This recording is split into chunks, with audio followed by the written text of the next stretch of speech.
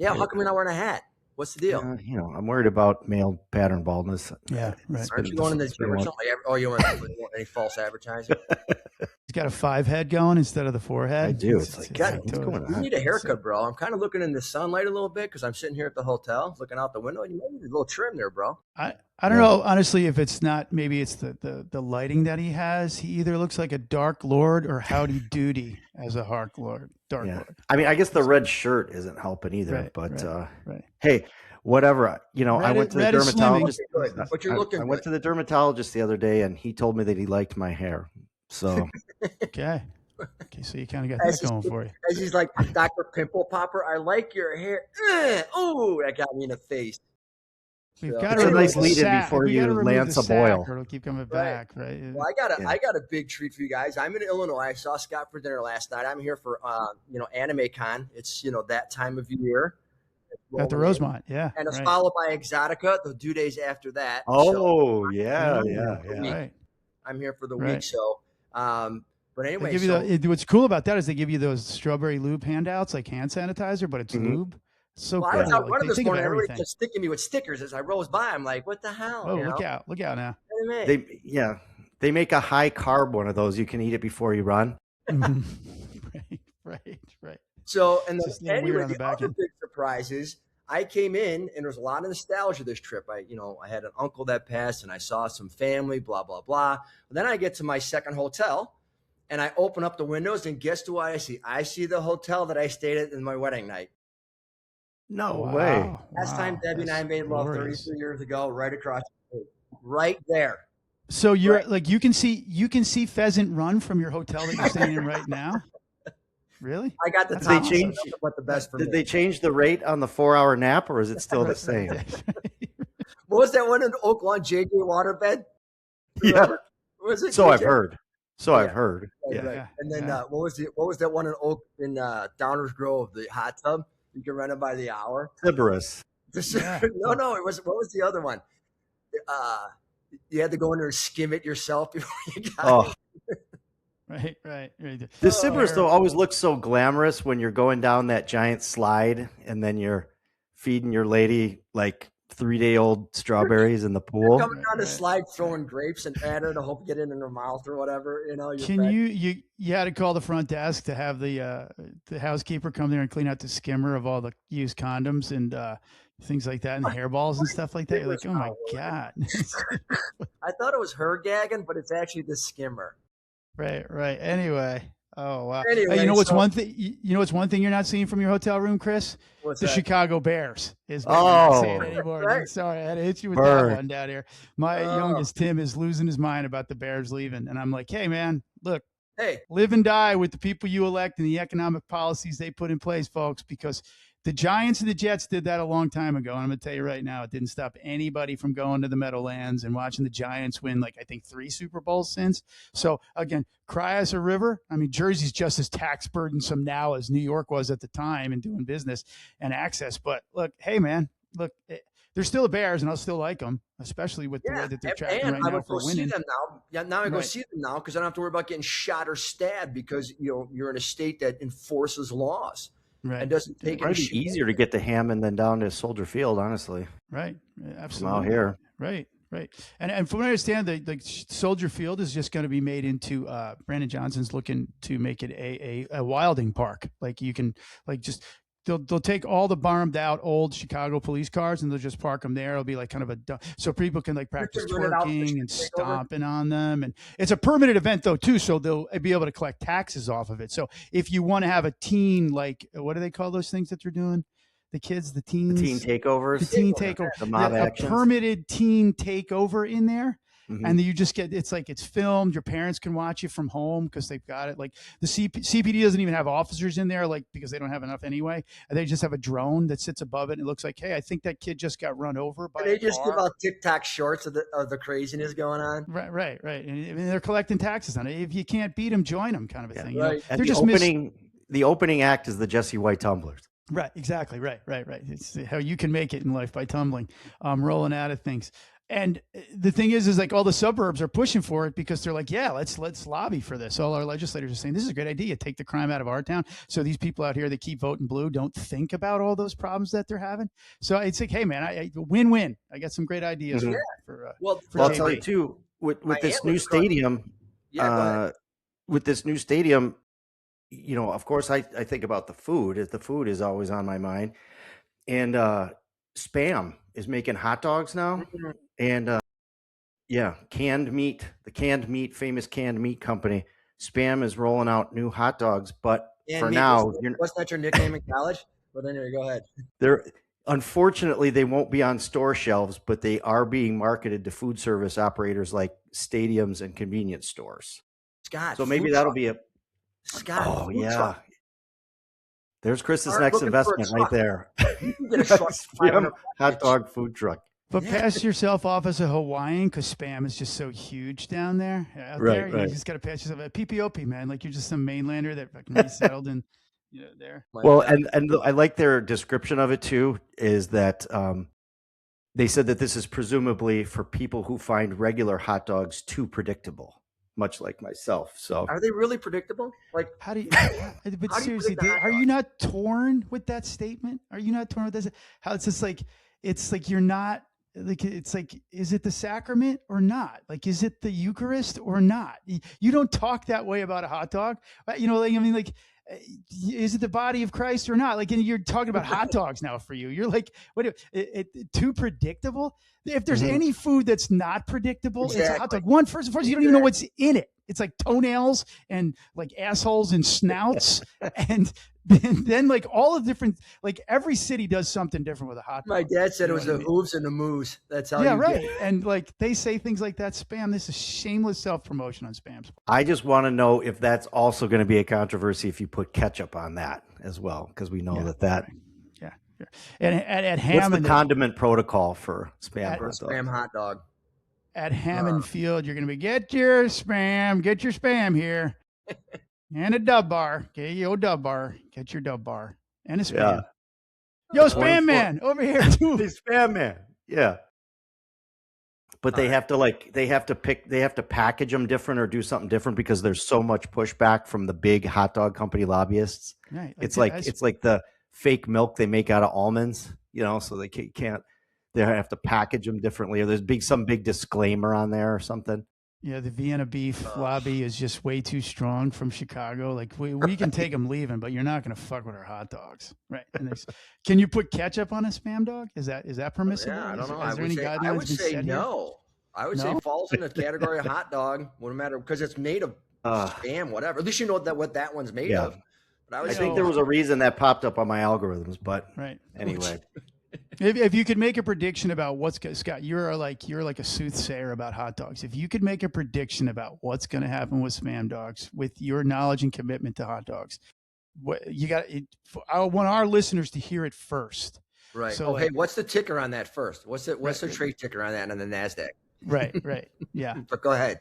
They're not going to be well received. They're going to be a niche item that they'll eat them because they want to try them. But especially in a area like Chicago, they're not going to. It's a stronghold, like you said. It's a Portillo's Vienna beef stronghold. Right. So not going to work. That's the prediction. Not going to work. I say don't make any maybe in Hammond. Don't make any investment in it when they're on the trading floor at the New York Stock Exchange. Watch out for the Spam hot dog IPO. I don't think it's going to be. I know Chris is usually giving financial advice. This is going to be my solely my prediction. Right. No, I'm going food court on this one. I'm going. You go out and get a thing, and we're gonna we'll make a ton just in football season. What is the guy that does Barstool Sports, Dave Portnoy? He goes around and does pizzas. Scott should go around and start doing hot dogs like across the country. Dude, and talking shit to the people that come out and say, you shouldn't be doing this because my hot dogs suck. He just whips a hot dog at him. That's right. But he goes, I like the fries, and just picks one off his head. Right. Anyway. Yeah, well, you can't. The Illinois is definitely like you got to go back because we're also tied to it. I got to go back to summer, see my folks and stuff like that. It's like, you got to go back because you're tied by people. Right. It's the good. Like, even when I was downtown the last 2 days, it's just I'm not like I'm like, it's gone to shit, and it's so sad. I hurt because it was so fun to go to. We always had a good time growing up, and then it's just like now you have to worry about street takeovers and getting shot running by, going to the lake, and it's sad because our politicians don't want to do what's right. They don't want to enforce the laws. They just want to keep creating excuses, and it's horrible. Counterfeit hot dogs too. Like you got to worry about that stuff. Like, bootleg, crazy, right? The thing is, it's like the last time the commies had gulags like that, because it's pretty much what anybody you love is still in Illinois. It's like a gulag. They didn't let you go visit the gulag. Like there was not like visits. Like we're going to go out to Siberia and see how there's no conjugal visits. Ivan's doing with the fact that he went to a Pussy Riot concert and said something bad about Putin. You know what I mean? It's just like, that's what I feel so bad. It's like, I understand like people have to stay there for financial reasons, whatever, sense of home, but it's just like, they just keep taking advantage of good people there, whether they're Republicans or Democrats. It's like, it's all going to run out, man. The Bears are fucking leaving, man. Like, think about wake the fuck up. Bread and circus here, folks. That's how we're going to get you to pay attention. Like these are terrible economic policies. They're terrible crime policies. The Bears are like, nobody that really religiously comes here and spends money wants to come to downtown Chicago and deal with this bullshit. And then they're like, okay, well, they're like, it's like crusades. Like the teen takeovers are now being pushed out to the burbs, the crime and everything else. It's like, when are people going to start fighting back? I mean, I don't know. Well, there was one that was in the outer skirts, around the area we used to work, and they arrested 9 people. So I'm curious to see if that's going to happen again out there. You know what I'm saying? Yeah. I mean, because I didn't read the whole story, get all the details yet. I didn't call anybody at that department, but I mean, one thing I saw they arrested 9 people. I've never seen that at a street takeover in Chicago unless there's a shooting. So I'm hoping when they arrested those 9 people out there that, it's going to take effect. They're not going to come out there and do that anymore. Well, yeah. And I think suburban departments are handling this somewhat differently than obviously the city, because the city says they care. They say they're going to do stuff. But I mean, unfortunately for the Chicago cops, even when you watch the videos of this, they don't even have them properly prepared for it, whether it's staffing, equipment, one person runs through the crowd, 3 guys break off and chase them into the crowd, and you're all kind of scattered, and that's how bad things happen. But when you get out in the suburbs, I feel like people are taking a little more time planning for these things and having a better show of force, because that's really a big part of it too. I know that one that you're talking about, Chris, there was definitely a lot more planning going into that one and a lot more people. And that's what you have to have, because people are going to show up. And if you look like people aren't concerned about doing criminal acts, they're going to do it. If you have cops everywhere and people, I don't care if you got to be in riot gear, if you got to be somewhere where you say, this isn't happening in our town, you're not going to smash windows, jump on cars, do all this crazy shit. Because just so everybody is clear on this, like I am so tired of the teen takeover phrase, because these are mob action riots. These aren't just, oh my God, a bunch of kids ran into a mall and were acting crazy and, knocked over some tables in the food court. This is people committing crimes, breaking shit, smashing shit, destroying businesses, getting in fights. Unfortunately, then these young people are getting shot, stabbed, beat up, run over. Right. I don't think the title of teen ran over right.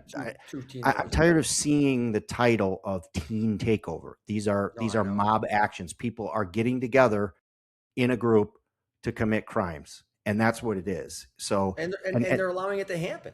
I mean, look at I watched the funeral of Bartholomew this week, and I see Brandon Johnson going up and, giving his condolences to the wife and the children. I'm like, you hypocritical fuck, because that should have never happened. That is completely on you and your administration. It's so sad. It's just, but then when you see something like this that happened in the suburb where they arrest 9 people, I want to do some more research on that and find out what they were arrested for, what they did. But obviously there was planning, and obviously there was going to be it's not going to happen here.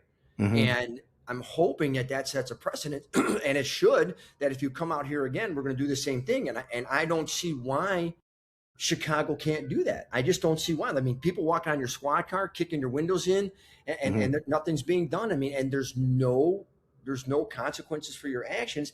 And then somebody gets shot. Oh, well, okay. Then they work that case, but the person got shot because you allowed the street takeover. If you don't allow the street takeover, teenagers aren't going to get shot. There was 3 last night, I think, on a takeover. Mm-hmm. Well, it goes back to a couple things, Chris. Zero tolerance is zero tolerance. Any law that you can arrest a guy for, arrest him for it. They were jaywalking, some of the ones that I read. Like, hey, great way to start. This is what they used to do in New York when they cleaned up New York. Jumping turnstiles, jam the guy. Then he's got warrants. Then he's got a gun. Oh, my God, that's all so racial and this and that. But again, you can't completely contract like Chicago has, because like Brandon Johnson wants to portray this, the second point here is Brandon Johnson wants to portray this like it's like watching Zoom on PBS when I was a kid. It's just these kids that are just misunderstood and they just want a voice and they want to, but they're destroying the city and driving business out and driving decent people away. At a certain point, somebody's got to hold these kids accountable. And because the people that are backing your mayoral run and what you believe politically don't have to deal with the consequences of it because they donate sick amounts of money to you. And they're largely the teachers union that sees it every single day in the classroom, but still backs you and your light on crime stance with kids. You're just making future criminals. Because again, we've said it 1,000 times in the show. Humans don't learn until they're actually physically held accountable for what's going on. If every teen takeover, everybody's going to jail for jaywalking, everybody's getting arrested for that kind of stuff, they'll die down because everybody's like, man, I just want to go and have a good time. Because the vast majority of people that go to those things are stupid, but there's key ringleaders that if you take them out, the message is sent. I mean, it's crowd control 101. Identify the big mouth. Identify the one that's causing all the problems. Go deal with him as an organization, as cops. You're going to deal with the vast majority of it because everything's about leadership, even bad leadership. Yep. Well, and with that, on another serious police issue also tied to food is this this detective in Florida. We got to talk about South Carolina. It was the South Carolina guy. It was. I'm sorry. Yeah. Let me start over with basically, what state's different in South Carolina. There's you talk about difference between Illinois and South Carolina. Let me start over. Studio edit. Me. Let's start from the top. Okay. So with that and other food and crime combined related discussions like we have in Myrtle Beach, South Carolina. Yeah. A now former Myrtle Beach police detective has been charged after he allegedly pulled a gun on a patrolman for heating up fish in the microwave at the police department. Yeah. South Carolina generally stays out of the news, on these levels. It's somebody was having a bad day. Yeah, it's a good week. I mean, it's crazy that this happens. Myrtle Beach is. I mean, if you don't know Myrtle Beach is known throughout the country. It's a really, they see a lot of stuff in Myrtle Beach because of the amount of visitors that come there, things like that. Myrtle Beach, the population is not as big as some other places, but it swells particularly in the summertime because of the 60 miles of beach that they have there that people come to. Its nickname is Dirty Myrtle because it used to be kind of like a blue collar. That was my nickname in college. The rest of the beaches in South Carolina, a lot of them are largely exclusive. There's not a lot of public beaches that you go to down there that they have them. Maybe the other one down here that might be a little bit more a beach of the people would be Folly Beach, if you know anything about the beaches down here. But the rest of them, like Palm Sullivan's Islands, a lot of these big beach strands are pretty exclusive. They're hard to get there. There's bad parking, and it's all done by design because there's obscene wealth with houses out there. But Myrtle Beach was always one like the Dells or like the Jersey Shore boardwalk. It wasn't like other parts of Jersey Shore. It was like where the common people could go and feel like they're having a good day at the beach, things along those lines. But Dirty Myrtle was always like I said, there was always like bikers that came there, blue collar workers. There was always they used to say we used to do a concert there when I was. And this just shows the deeper issues within the police world. Right. That, the pressures those officers must face. The pressures where you just finally snap because you've got a caseload of 50 cases. You just got another 5. You're waiting on subpoenas, and you're like, I'm going to grab my guys kicking halibut. I'm going to grab my turkey sandwich out of the fridge. And this asshole is microwaving a trout for 7 minutes. Right. And it wasn't even shrimp because it's South Carolina, shrimp country down here.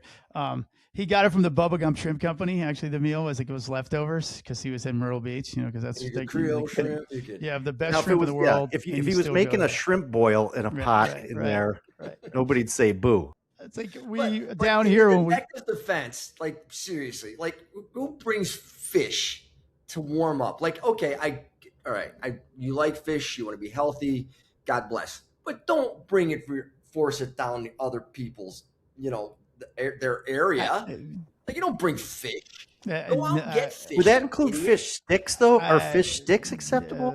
Obviously, I'm stuttering here, guys, because I'm coming to the defense of the fucking patrolman, man. Sorry, dude. Right. Look, I'm a former detective. Don't bring fish. I'm a former detective, which makes me a former asshole. I kind of maybe currently still am an asshole about things, but the bottom line is like detectives by and large, their work sucks. It's heavy. I'm not knocking detectives, but as soon as I read this title, the first thing that flashed into my mind, microwave, somebody getting a gun pointed at him. The guy pointing the gun had to be a detective, an investigator. I was like, this motherfucker's probably burned out, all pissed off. He's at his desk, stuck all day. That like permeating of fish flowing through the wafting over the cubicles. There's no doubt who has immediate access to a microwave. It's going to be your detectives. They don't show that on Law and Order.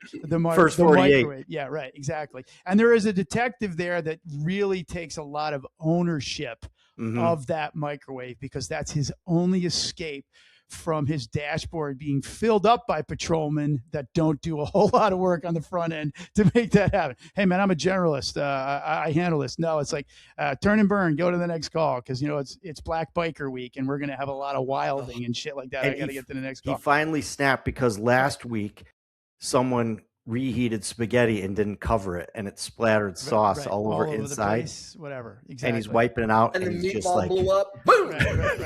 Right.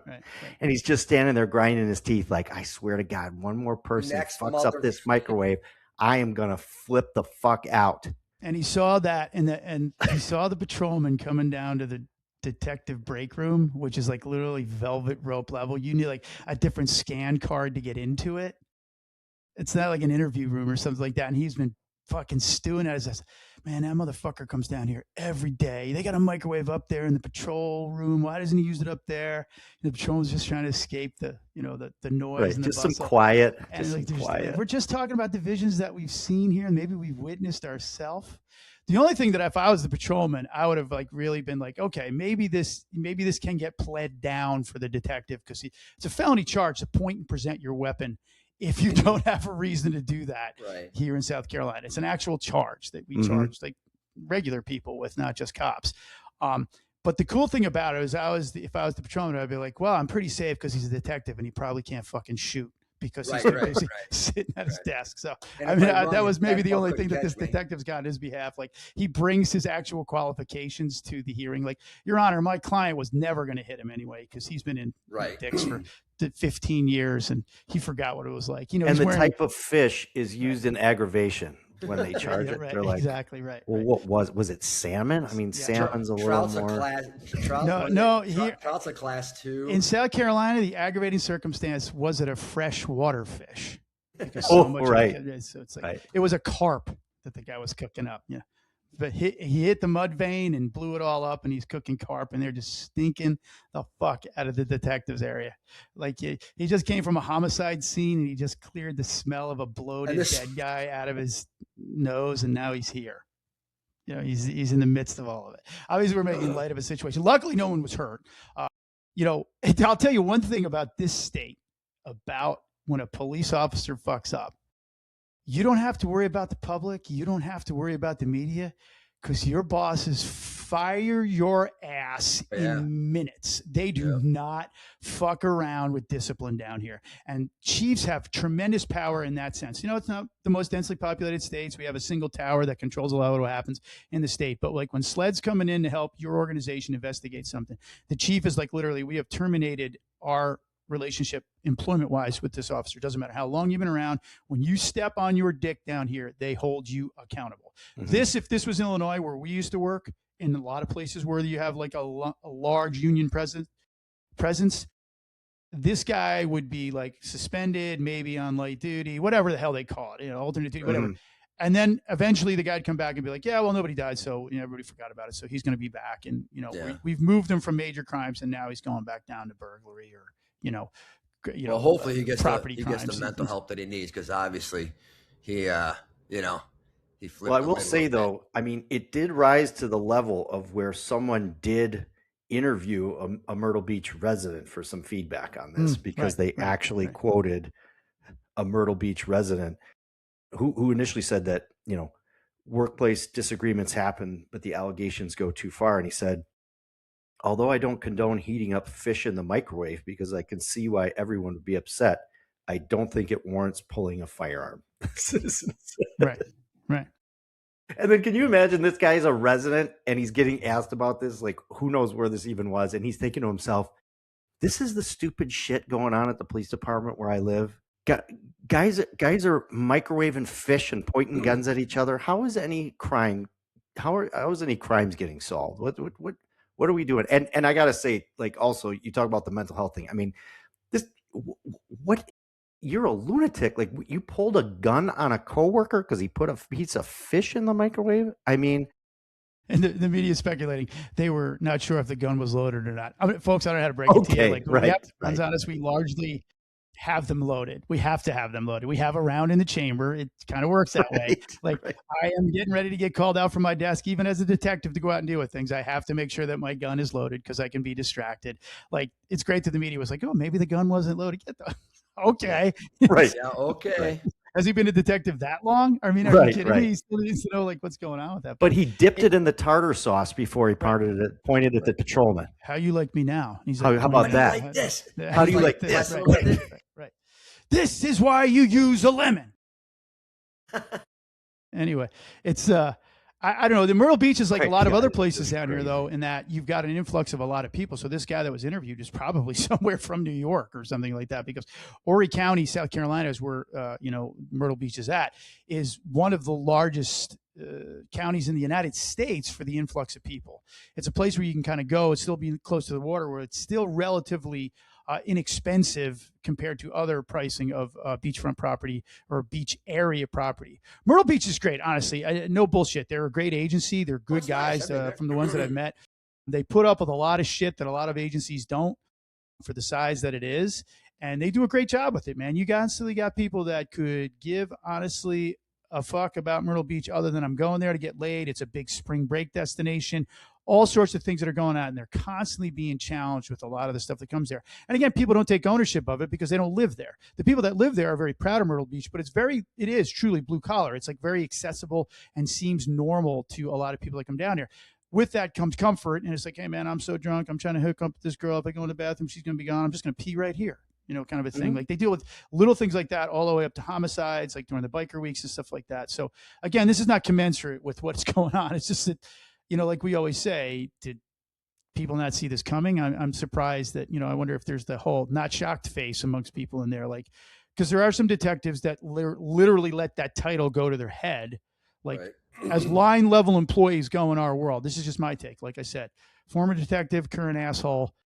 Detectives can get like really caught up in themselves because they have a different color badge or something that says on there. And like the most common injury in detective work is not the mental health aspect so much as the shoulder dislocations, because they're constantly patting themselves on the back. I mean, I dislocated my shoulder doing that. And what an odd choice instead of pat themselves on the back. And such an odd choice instead of a GoFundMe for his legal defense fund was for an actual fish fry at the VFW. The FOP is going to have a fresh fry with them. And it's like, wait a second. Isn't this?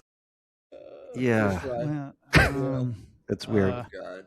But you know what? You were, but the flyer said to come to the fish fry, no firearms permitted. No loaded firearms. I mean, but the thing is, the guy, like the escalation of force too. I look at this, like, couldn't you start with like a OC spray or a taser? It already stunk. The guy, the patrolman standing there with a spork. Right. And right. all of a sudden he gets a gun shoved in his face. Right. It's like, well, where's my trout? Do we have no like training for this? Like they're going to do scenario based training, like peer that's support. that's a new CIT scenario. You come to work and this guy's. Put the gun down, Dan. Put the gun down. It's just fish, dude. It's just like, fish. This motherfucker, he burned popcorn last week, and now we're here. Nobody takes this shit seriously. And the sergeant's like, all right, man, it's all good. And they call out CNT to come in, the crisis negotiation team. They kind of talk the guy down. Throw a phone. Yeah, they're like, what is this? The robot shows up, actually with Lysol. What's the robot doing? Spraying Lysol. No, the robot shows up with a Spam hot dog for the guy and just hands it off to him. Like, here, take this. This won't stink as bad. And the guy's talking to him through the robot, like, take this. We need to get this guy down, man. Work with us. We're trying to get you out here alive, man. Oh wow. Shit. Anyhow. Well, there's another. Well, there's a good thing that came out of the East Coast there with the canine unit, right, Sean? They came out. Yeah, South Carolina again. Good stuff in South Carolina. I mean, have you guys ever been to a bill signing? Scott, I know you went to the Safety Act bill signing, and he's got a pen. You pointed guns at people. Anyway, it's one of the picks. Yeah, right. But I was able to go to one because there was a law here called Fargo's Law that they just enacted and put in place. Governor McMaster, our governor, signed it out. Really, you want to talk about Southern gentility? When that guy talks, you're listening to Foghorn Leghorn. He is like old school. Like you get this warm feeling. You're like, man, it's like shrimp and grits. Oh, look at yeah. And basically, there's been a spate down here of canines, police canines, particularly being shot and killed in the performance of their duties. Just so our listeners know, people think, well, can't you defend your dog on that level? Chris will tell you, anybody, that's a device that we use that, like, I can't use deadly force to stop somebody from smashing my car up because it's a device that I use. It's not a person's life. I have to reasonably articulate that I felt threatened for my well-being, safety, and life to do those things. So a dog kind of falls into that. And a lot of people that think that dogs don't belong in our work are, one, wrong, because we need them just like anything else. They're useful, largely useful tools to us. And these are pretty rare occasions. But in South Carolina, there's a spate of dogs getting shot and killed on duty.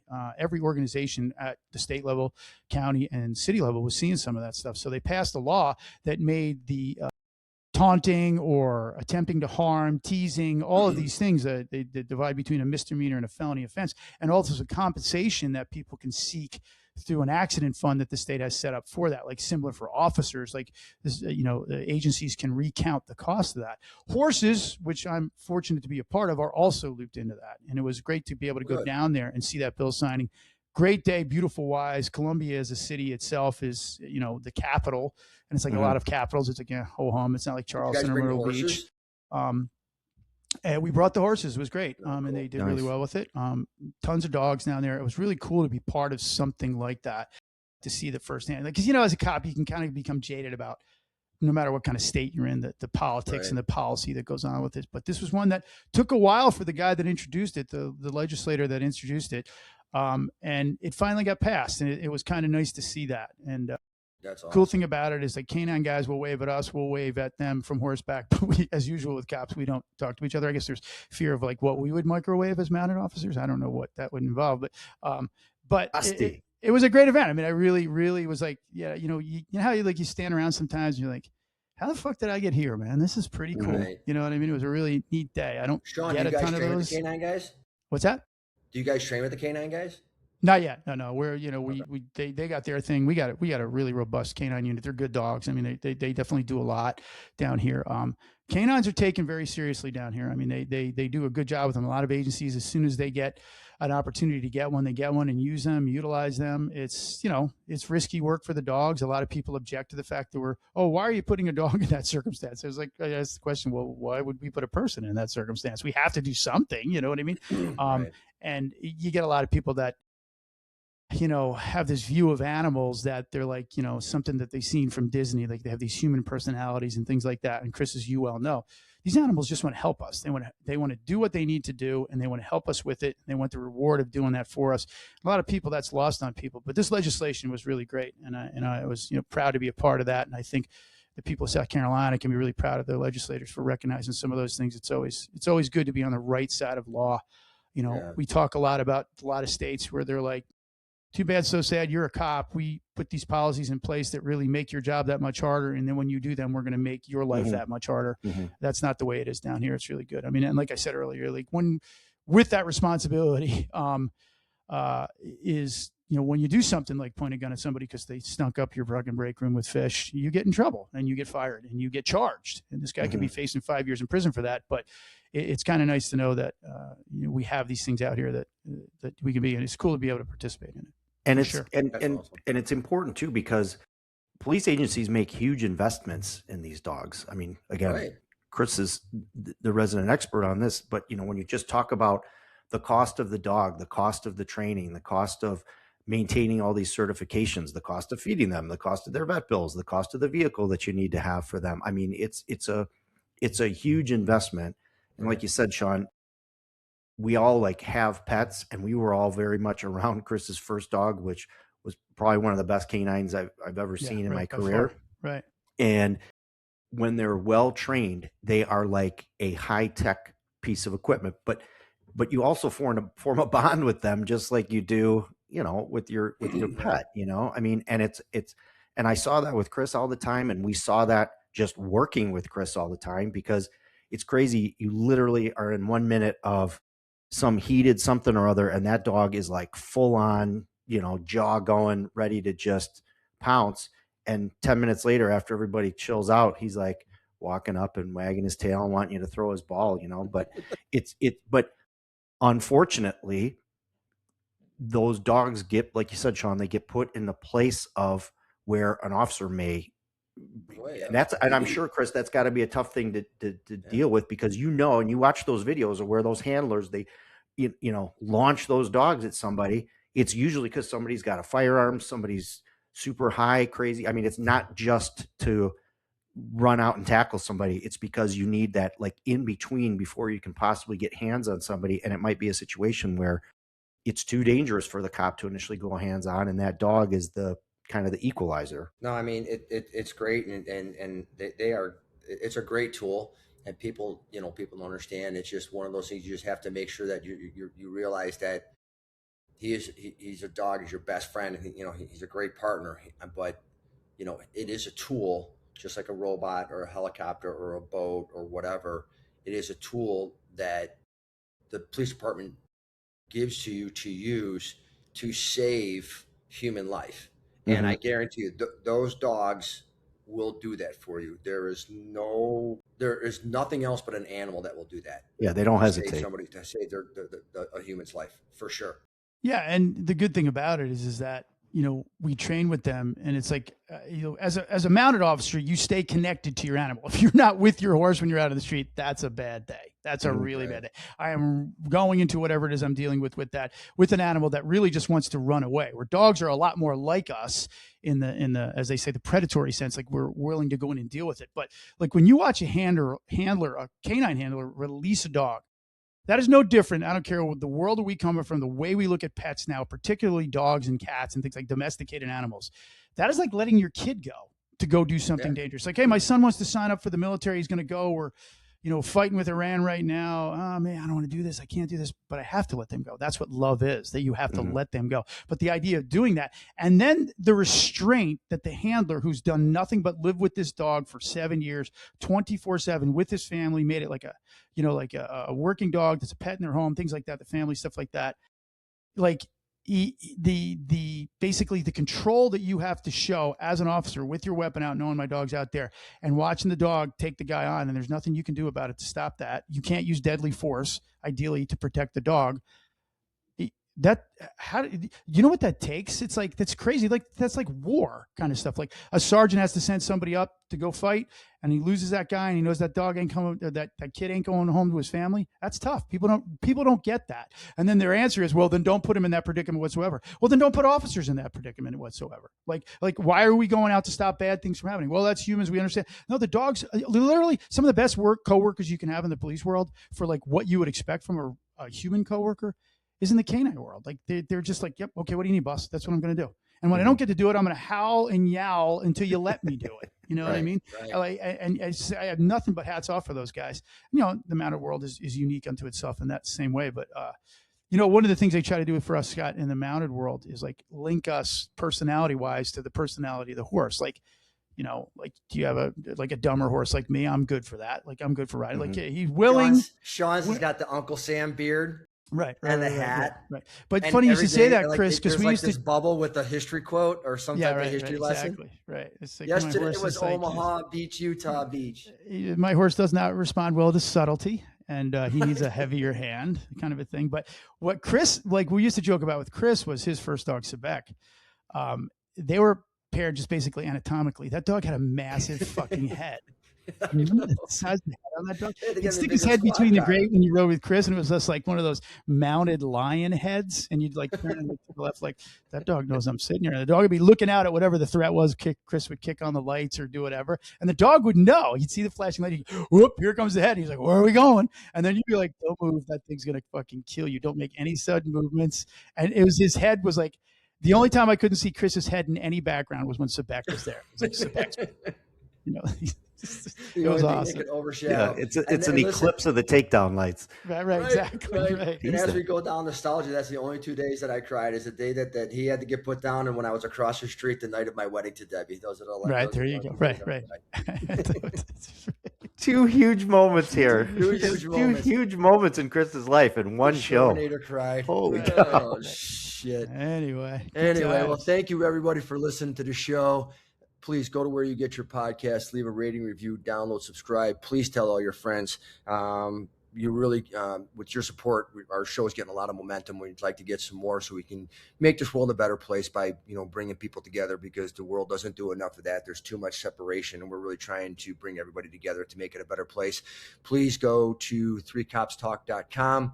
You can leave an email there if you want to be a guest on a show, have a suggestion for a guest, and a show idea, a complaint, we want to praise us, well, that'd be great too. And you can also email us at 3copstalk@gmail.com. Thank you so much for listening to our show. Have a great day and stay blessed.